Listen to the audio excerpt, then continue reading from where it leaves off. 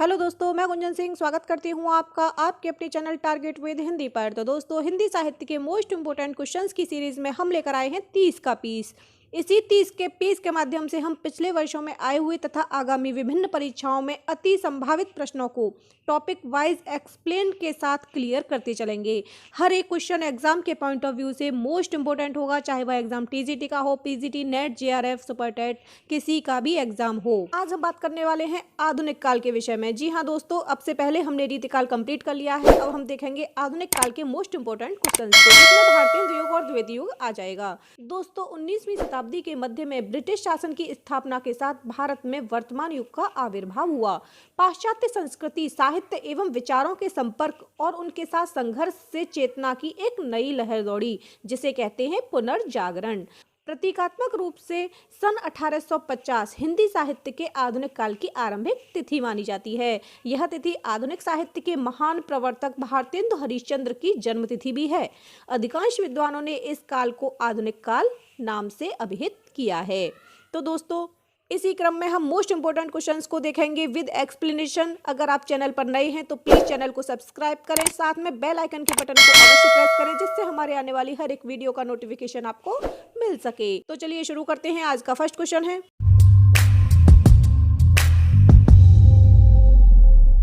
ब्रजभाषा के आधुनिक कालीन प्रसिद्ध कवि हैं। ब्रजभाषा के आधुनिक कालीन प्रसिद्ध कवि हैं। ऑप्शन है मैथिली शरण गुप्त, हरिऔध, जगन्नाथ दास रत्नाकर या भारतेंदु हरिश्चंद्र।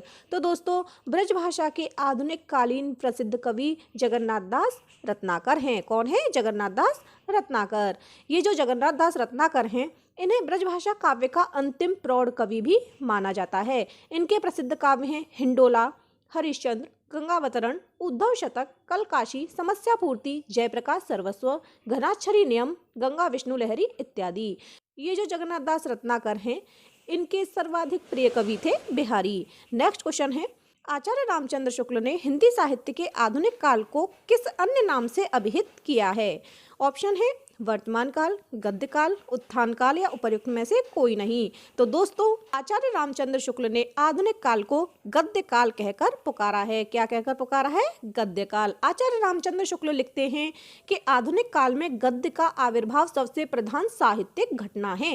इस दृष्टि से इस काल को गद्य काल भी कहा जा सकता है। नेक्स्ट क्वेश्चन देखते हैं, उद्धव शतक में कितने छंद हैं? उद्धव शतक में कितने छंद हैं? ऑप्शन है 116, 118, 130 या 135। तो दोस्तों, उद्धव शतक जगन्नाथ दास रत्नाकर की प्रसिद्ध कृति है और इसमें 118 छंद हैं। यह भ्रमर गीत परंपरा का काव्य है। गोपी उद्धव संवाद इसका वर्ण विषय है। उद्धव शतक एक तरह से विरह काव्य है, किंतु विरह की तीव्रानुभूति के साथ गोपियों का उत्कृष्ट प्रेम भी इसमें पूर्ण रूप से अभिव्यक्त हुआ है। नेक्स्ट क्वेश्चन देख लेते हैं, भारतेंदु युग का एक अन्य नाम है। भारतेंदु युग का एक अन्य नाम है। ऑप्शन है प्रगति प्रयोग काल, जागरण सुधार काल, पुनर्जागरण काल या नव सामंत काल। तो दोस्तों, इसका सही आंसर हो जाएगा ऑप्शन नंबर सी, पुनर्जागरण काल। दोस्तों, भारतेंदु युग को पुनर्जागरण काल भी कहते हैं। आचार्य रामचंद्र शुक्ल ने भारतेंदु हरिश्चंद्र के रचना काल को दृष्टि में रखकर संवत 1925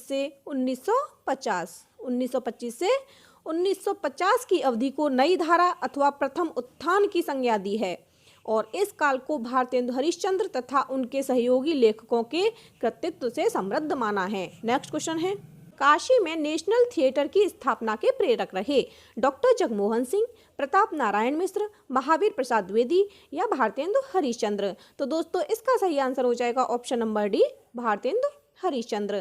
काशी की नाट्य संस्था नेशनल थिएटर की मंडली ने अधेर नगरी नाटक का मंचन किया था 1881 ईस्वी में। भारतेंदु हरिश्चंद्र इस संस्था के संरक्षक भी थे और उन्होंने अभिनय में हिस्सा भी लिया था। इसी क्रम में नेक्स्ट क्वेश्चन है, लाला श्रीनिवास दास की संयोगिता स्वयंवर की सच्ची समालोचना किसने की थी? ऑप्शन है रामचंद्र शुक्ल, भारतेंदु, बद्री नारायण चौधरी या बालकृष्ण भट्ट। तो दोस्तों, इसका सही आंसर हो जाएगा option number D, Balkrishna Bhatt. Hindi Pradeep में संयोगिता स्वयंवर की समीक्षा सच्ची समालोचना शीर्षक से की गई है। इसमें बालकृष्ण भट्ट ने इस नाटक के ऐतिहासिक कहे जाने पर आपत्ति की है, क्योंकि इसकी कथावस्तु में उन्हें वस्तुनिष्ठता का अभाव प्रतीत हुआ। दोस्तों, निबंध के आरंभ में ही वे लिख देते हैं कि लाला जी यदि बुरा न मानिए तो एक बात आपसे पूछें, वह यह कि आप ऐतिहासिक नाटक किसको कहेंगे? क्या केवल किसी पुराने समय के ऐतिहासिक पुनरावृत्ति की छाया लेकर नाटक लिख डालने से ही वह ऐतिहासिक हो जाएगा क्या?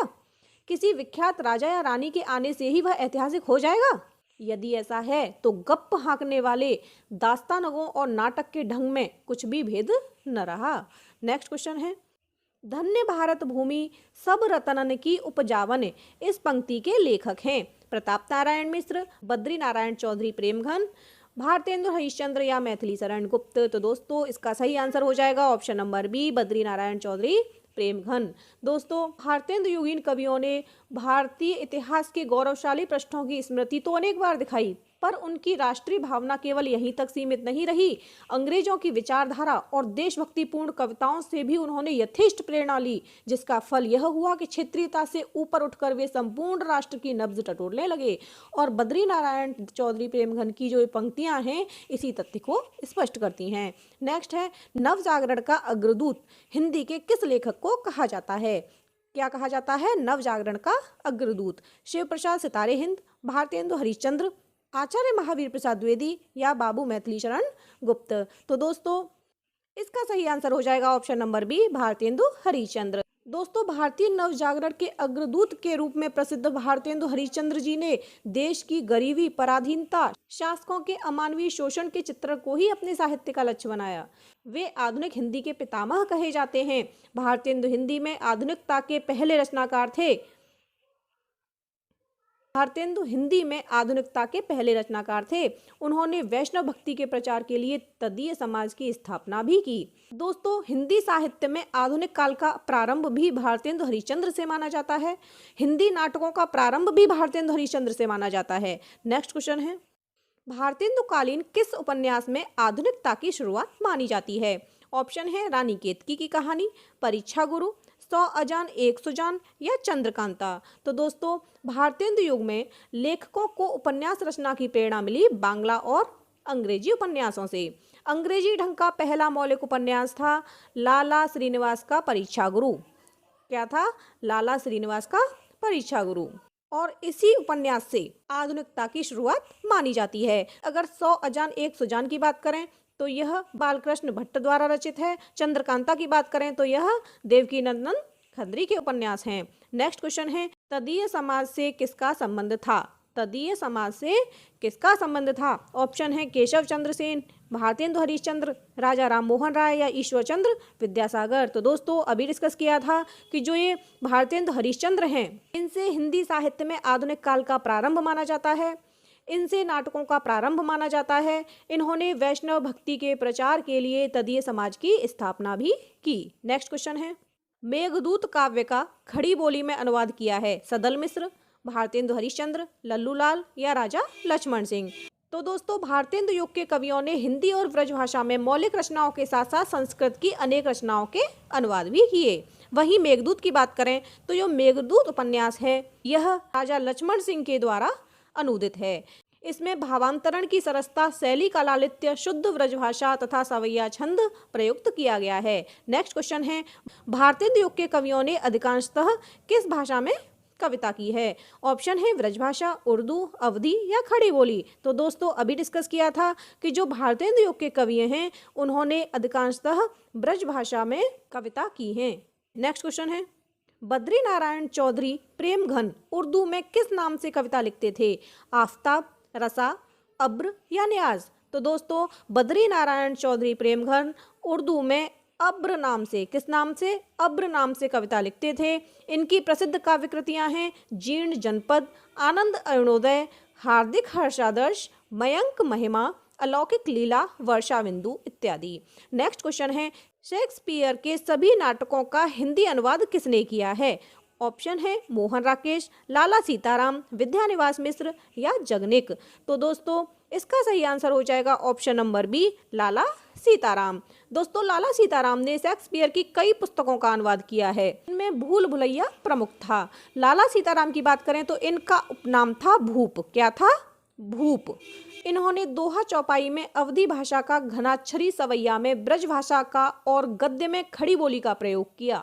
इनका एक ग्रंथ अयोध्या का इतिहास बहुचर्चित है। नेक्स्ट क्वेश्चन है, गोल्ड स्मिथ की कृति ट्रैवलर का अनुवाद किसने किया? गोल्ड स्मिथ की कृति ट्रैवलर का अनुवाद। ऑप्शन है रामचरित उपाध्याय, रामनरेश त्रिपाठी, श्रीधर पाठक या ठाकुर गोपाल सरर सिंह। तो दोस्तों द ट्रैवलर का काव्यानुवाद किया था श्रीधर पाठक ने। किसने किया था? श्रीधर पाठक ने, और वह किया था शांत पथिक नामक शीर्षक से। नेक्स्ट क्वेश्चन है, भारतेंदु का खड़ी बोली में रचित कविताओं का संग्रह किस नाम से प्रसिद्ध है? कविताओं का संग्रह, फूलों का गुच्छा, प्रेम तरंग, प्रेम सरोवर या प्रेम माधुरी। तो दोस्तों इसका ऑप्शन नंबर ए सही हो जाएगा, फूलों का गुच्छा। भारतेंदु द्वारा रचित खड़ी बोली में रचित कविताएं फूलों का गुच्छा नामक काव्य ग्रंथ में संग्रहित हैं। दोस्तों भारतेंदु हरिश्चंद्र को हिंदी साहित्य के इतिहास में आधुनिक हिंदी का प्रणेता, आधुनिक हिंदी का पितामह व प्रवर्तक माना जाता है। नेक्स्ट क्वेश्चन देखते हैं इसी क्रम में, कौन सा निबंधकार भारतेंदु युग का नहीं है? कौन सा निबंधकार भारतेंदु युग का नहीं है? बालकृष्ण भट्ट, बाल मुकुंद गुप्त, प्रताप नारायण मिश्र या श्रीनिवास दास। तो दोस्तों इसका ऑप्शन नंबर बी सही हो जाएगा, बाल मुकुंद गुप्त। ये जो बाल मुकुंद गुप्त हैं ये भारतेंदु युग के नहीं हैं, बल्कि ये द्विवेदी युग के निबंधकार हैं। अगर हम बात करें द्विवेदी युग के प्रमुख निबंधकारों की, तो महावीर प्रसाद द्विवेदी, गोविंद नारायण मिश्र, माधव प्रसाद मिश्र, मिश्र बंधु, गोपाल राम गहमरी, सरदार पूर्ण सिंह, चंद्रधर शर्मा गुलेरी, ये हैं द्विवेदी युग के प्रमुख निबंधकार। बाकी के ये तीनों भारतेंदु युग के निबंधकार हैं। नेक्स्ट क्वेश्चन देख लेते हैं, भारतेंदु हरिश्चंद्र ने अपना बलिया वाला ऐतिहासिक व्याख्यान दिया था। बलिया वाला ऐतिहासिक व्याख्यान। दोस्तों हिंदी साहित्य में रुचि रखने वालों के लिए ददरी मेले का एक खास ऐतिहासिक महत्व है। भारतेंदु हरिश्चंद्र ने नवंबर 1884 में यहाँ एक व्याख्यान दिया, जिसे बलिया व्याख्यान या बलिया का भाषण नाम से जाना जाता है। यही व्याख्यान भारतवर्षोन्नति कैसे हो सकती है, इस शीर्षक से हरिश्चंद्र चंद्रिका में दिसंबर 1884 में प्रकाशित हुआ था। नेक्स्ट क्वेश्चन है, समस्या पूर्ति किस युग की विशेषता है? समस्या पूर्ति किस युग की विशेषता है? भारतेंदु युग, द्विवेदी युग, छायावादी युग या प्रगतिवादी युग? तो दोस्तों समस्या पूर्ति भारतेंदु युग की विशेषता है। दोस्तों इस युग में कवि विविध विषयों पर तत्काल समस्या पूर्ति किया करते थे। रामकृष्ण वर्मा, प्रेमघन इत्यादि कवि तत्काल समस्या पूर्ति के लिए प्रसिद्ध थे।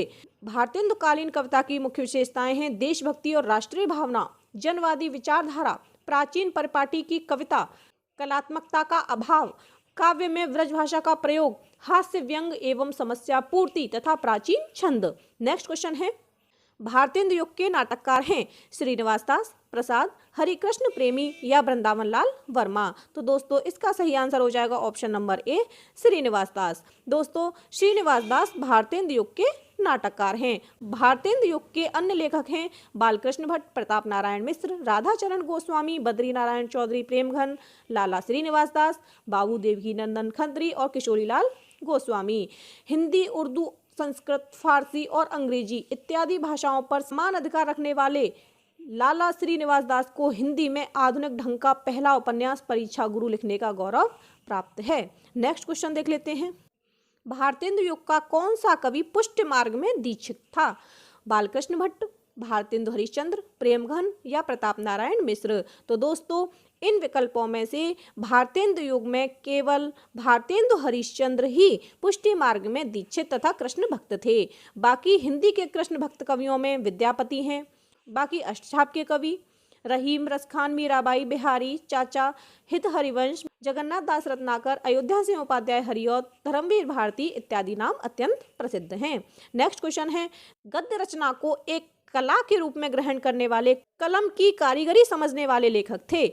ऑप्शन है रामचंद्र शुक्ल, गोविंद नारायण मिश्र, बद्रीनाथ भट्ट या बद्री नारायण चौधरी। तो दोस्तों इसका सही आंसर हो जाएगा option number D, Badri Narayan Chaudhary. दोस्तों आचार्य रामचंद्र शुक्ल ने अपनी पुस्तक हिंदी साहित्य का इतिहास में लिखा है कि पंडित बद्री नारायण चौधरी प्रेमघन की शैली सबसे विलक्षण थी। ये गद्य रचना को एक कला के रूप में ग्रहण करने वाले, कलम की कारीगरी समझने वाले लेखक थे और कभी कभी ऐसे पेचीदे मजमून बांधते थे कि पाठक 1-1.5 कॉलम के लंबे वाक्य में उलझा रह जाता था। दोस्तों भारत सौभाग्य, प्रयाग, रामागमन प्रेमघन जी के प्रसिद्ध नाटक हैं। इन्होंने जीर्ण जनपद नामक एक काव्य लिखा है जिसमें ग्रामीण जीवन का यथार्थवादी चित्रण है। इसी क्रम में नेक्स्ट क्वेश्चन देख लेते हैं। द्विवेदी युग का नामकरण किसके नाम पर हुआ है? ऑप्शन है शांतिप्रिय द्विवेदी, आचार्य महावीर प्रसाद द्विवेदी, आचार्य हजारी प्रसाद द्विवेदी या डॉक्टर राम अवध द्विवेदी। तो दोस्तों आधुनिक कविता के दूसरे पड़ाव को द्विवेदी युग के नाम से जाना जाता है। यह आधुनिक कविता के उत्थान व विकास का काल है। सन 1903 में महावीर प्रसाद द्विवेदी जी सरस्वती पत्रिका के संपादक बने। द्विवेदी जी ने खड़ी बोली को शुद्ध व्याकरण सम्मत और व्यवस्थित बनाकर साहित्य के सिंहासन पर बैठने योग्य बनाया। इस काल का कवि मंडल उनके व्यक्तित्व से प्रभावित होकर उनके बताए मार्ग पर चला, इसीलिए इस युग को द्विवेदी युग का नाम दिया गया है। दोस्तों इसका सही आंसर हो जाएगा option number B, Mahavir Prasad Dwivedi. Mahavir Prasad Dwivedi की साहित्य सेवा को देखते हुए सन 1931 में काशी नागरी प्रचारिणी सभा ने उन्हें आचार्य की उपाधि प्रदान की। नेक्स्ट क्वेश्चन है, द्विवेदी युग का एक और नाम है संक्रांति काल, संधि काल, जागरण सुधार काल या गद्य काल। तो दोस्तों द्विवेदी युग को जागरण सुधार काल भी कहा जाता है। वहीं अगर बात करें डॉक्टर रामकुमार वर्मा की तो इन्होंने आदिकाल को संधि काल कहा है। अगर रामचंद्र शुक्ल की बात करें तो इन्होंने आधुनिक काल को गद्य काल कहा है। नेक्स्ट क्वेश्चन देखते हैं। ज्ञान राशि के संचित कोश का ही नाम साहित्य है, यह उक्ति किस साहित्यकार की है? ऑप्शन है हजारी प्रसाद द्विवेदी, नंद दुलारे वाजपेयी, महावीर प्रसाद द्विवेदी या मुक्तिबोध। तो दोस्तों इसका सही आंसर हो जाएगा option number C, Mahavir Prasad Dwivedi. आचार्य महावीर प्रसाद द्विवेदी के नाम पर ही द्विवेदी युग कहा जाता है। वे साहित्य को ज्ञान राशि का संचित कोश मानते थे। वे भाषा और साहित्य के व्यवस्थापक थे। उन्होंने सरस्वती पत्रिका को इस व्यवस्थापन का माध्यम बनाया। नेक्स्ट क्वेश्चन है, आचार्य महावीर प्रसाद द्विवेदी रचित अर्थशास्त्र का विषय ग्रंथ है। ऑप्शन है अर्थशास्त्र की भूमिका, आर्थिक व्यवस्था, भारतीय अर्थनीति, संपत्ति शास्त्र। तो दोस्तों जो आचार्य महावीर प्रसाद द्विवेदी द्वारा रचित अर्थशास्त्र है उसका विषय है संपत्ति शास्त्र। दोस्तों यह पुस्तक सन 1908 में, कब? 1908 में प्रकाशित हुई, जो भारत के आर्थिक राजनीतिक यथार्थ का अभूतपूर्व चित्र प्रस्तुत करती है। इसी क्रम में नेक्स्ट क्वेश्चन देख लेते हैं। प्राचीन पंडित और कवि किसकी रचना है? प्राचीन पंडित और कवि किसकी रचना है? ऑप्शन है भारतेंदु हरिश्चंद्र, बालकृष्ण भट्ट, आचार्य महावीर प्रसाद द्विवेदी या स्वामी सत्यानंद। तो दोस्तों प्राचीन पंडित और कवि आचार्य महावीर प्रसाद द्विवेदी की रचना है। इस पुस्तक में उन्होंने लिखा है कि रस ही कविता का सबसे बड़ा गुण है। नेक्स्ट है, इनमें से कौन द्विवेदी युग का कवि नहीं है? दोस्तों ऑप्शन है अयोध्या सिंह उपाध्याय हरिऔध, सोहनलाल द्विवेदी, राम नरेश त्रिपाठी या मैथिली शरण गुप्त। तो इसका सही आंसर हो जाएगा option number B, Sohanlal Dwivedi. Sohanlal Dwivedi Dwivedi युग के कवि नहीं बल्कि राष्ट्रीय चेतना के अग्रदूत एवं प्रमुख गांधीवादी कवि हैं। नेक्स्ट क्वेश्चन देख लेते हैं। द्विवेदी युग के सर्वश्रेष्ठ प्रगीतकार माने जाते हैं। प्रगीतकार की बात हो रही है। ऑप्शन है रूप नारायण पांडेय, लोचन प्रसाद पांडेय, मुकुटधर पांडेय या इनमें से कोई नहीं। तो दोस्तों जो लोचन प्रसाद पांडेय हैं उनके अनुज मुकुटधर पांडेय ये सुकवि थे। ये प्रकृति के उपासक थे। इनके काव्य में भावात्मकता, आंतरिक संवेदना और रहस्यात्मक अनुभूति के दर्शन होते हैं। ये द्विवेदी युग के सर्वश्रेष्ठ प्रगीतकार माने जाते हैं। इनके प्रकाशित काव्य संकलन है पूजा फूल तथा कानन कुसुम। नेक्स्ट क्वेश्चन है, खड़ी बोली हिंदी का प्रथम महाकाव्य है। कविता कौमुदी, उद्धव चरित, प्रिय प्रवास या लोकायतन। तो दोस्तों अयोध्या सिंह उपाध्याय हरिऔध कृत प्रिय प्रवास संस्कृत की तत्सम तथा कोमलकांत पदावली से अलंकृत एवं संस्कृत वर्ण वृत्तों में लिखित हिंदी खड़ी बोली का प्रथम महाकाव्य है। यह 17 सर्गों में विभक्त है। कितने सर्गों में? 17 सर्गों में विभक्त है। इसमें श्रृंगार और करुण रस की प्रधानता है। प्रिय प्रवास का प्रथम प्रकाशन हुआ था वर्ष 1914 में। इस कृति पर इनको मंगला प्रसाद पारितोषिक प्रदान किया जा चुका है। वहीं अगर बात करें आचार्य रामचंद्र शुक्ल की तो दोस्तों मोस्ट इम्पोर्टेंट पॉइंट है, आचार्य रामचंद्र शुक्ल ने अपने हिंदी साहित्य के इतिहास में प्रिय प्रवास को महाकाव्य नहीं माना है। हरिऔध जी बहुमुखी प्रतिभा के धनी थे दोस्तों। गद्य पद्य में उनका समान अधिकार था और कुल मिलाकर उनकी 51 रचनाएं हैं। दोस्तों प्रिय प्रवास राधा और कृष्ण के सात्विक प्रेम पर आधारित करुण रस प्रधान एक मार्मिक प्रबंध काव्य है। हरिऔध जी ने पहले इसका नाम व्रजांगना विलाप रखा था, किंतु बाद में इसका नाम प्रिय प्रवास रख दिया गया। और दोस्तों खड़ी बोली का प्रथम महाकवि होने का श्रेय भी अयोध्या सिंह उपाध्याय हरिऔध जी को ही है। तो दोस्तों अगर आपको ये क्वेश्चन सीरीज पसंद आई हो तो प्लीज वीडियो को लाइक करें, शेयर करें और हमारे चैनल को सब्सक्राइब करें। मिलते हैं नेक्स्ट वीडियो में। धन्यवाद।